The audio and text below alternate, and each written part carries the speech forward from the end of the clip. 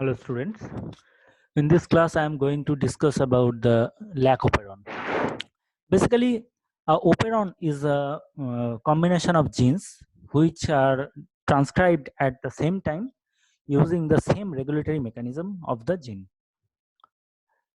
So in each cells, including human, they contains all the genetic materials for growth and development, and sometimes some of these genes will be need to be expressed all the times.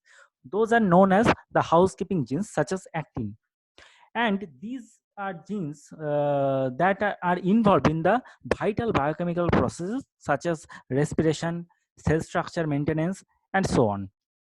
And there are some other genes, those are not expressed all the time, and when the need is come, they are switched on and off, and depending upon the requirement of the organism, these genes are expressed. So operons are such class of genes, those are expressed upon some need.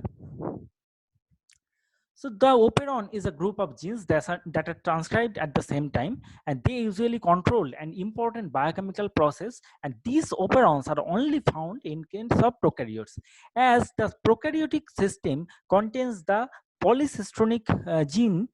Thus, the cluster of gene is only possible in case of polycistronic, in case of prokaryotic system. But in eukaryotic system, the genes are in monocistronic in nature. So the operon is not possible to found in case of eukaryotic system. The operons are first discovered by Jacob Monod and Loaf, and for this discovery, they are honored with the Nobel Prize.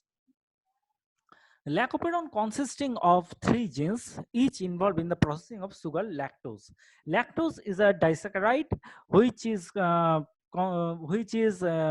made up of glucose and galactose, and the gene known as the beta galactosidase, which is responsible for the hydrolysis of lactose, and these beta galactosidase protein is expressed upon the expression of lacoperon gene, LAC-Z. Adapting to the environment, E. coli can use either glucose or lactose, and whether the lactose, when they utilized, these lactose needs to be hydrolyzed first, and so the bacterium prefers to use glucose when it can. And when their medium is containing the lactose, then the only then the lacoperon is switched on. So there may be four situations: when glucose and lactose both are absent, then the E. coli doesn't produce beta galactosidase gene.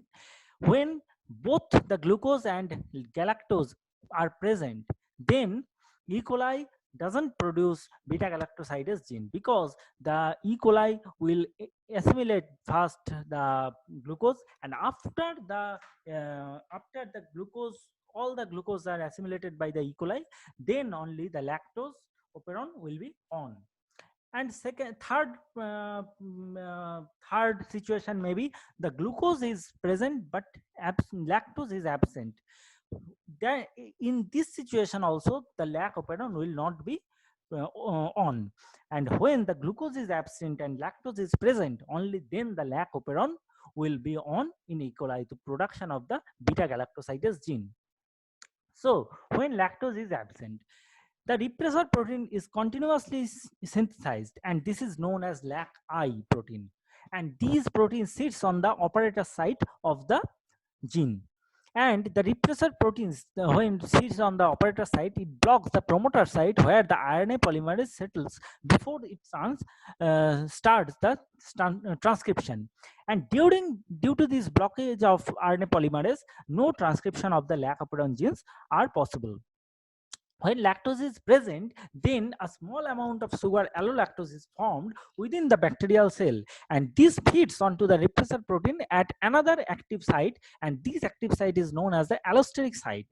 This binding of the allolactose to the repressor protein causes the conformational change of the repressor protein, and thus it cannot bind, cannot sit onto the operator side, and thus RNA polymerase can now reach its promoter site for the transcription of the lac operon genes. when both glucose and lactose are present. This explains how the lac operon is transcribed only when the lactose is present.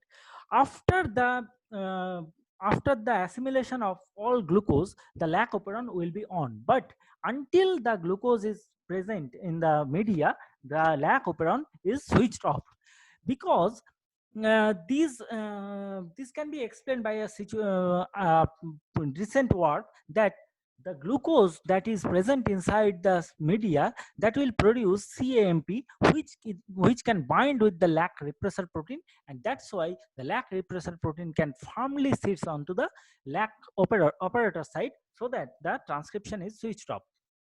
When glucose and lactose are both present, the RNA polymerase can sit onto the promoter side, but it is unstable and keep falling off, so that the transcription of transcription of lac genes is not possible. When glucose is absent and lactose is present, this is the fourth situation. In this situation, the protein known as activator protein is synthesized, and it stabilizes the RNA polymerase binding. The activator protein only works when glucose is absent, and thus it is known as the catabolite activator protein. And in this way, the E. coli only makes the enzymes to metabolize other sugars in the absence of glucose. And this is by this process the transcription of lac genes are possible. So in the summary, we can state that when the glucose and lactose are both present, no transcription of lac operon, and when glucose is present and lactose is absent, also there is no transcription for lac operon.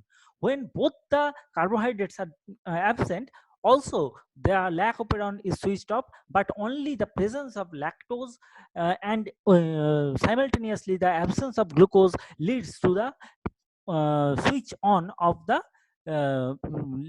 lac operon genes.